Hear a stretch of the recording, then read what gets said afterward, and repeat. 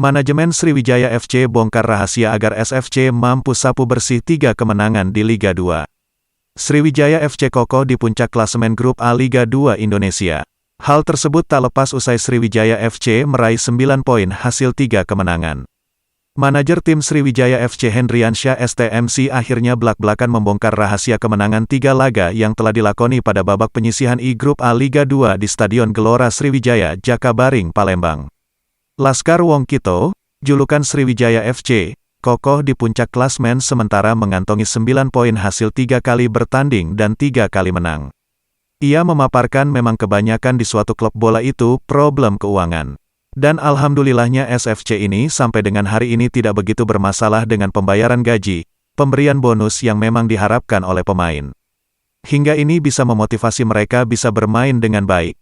Oleh karena itu pihaknya senantiasa berusaha menjaga semangat itu. Dan ia berharap mudah-mudahan Allah meridhoi SFC ini mendapat pendanaan yang bisa diandalkanlah. Kedepan tentu ia berpesan tidak ingin menganggap remeh musuh-musuh.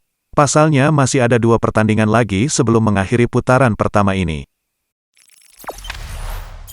Jangan lupa subscribe, share, komen, dan like ya!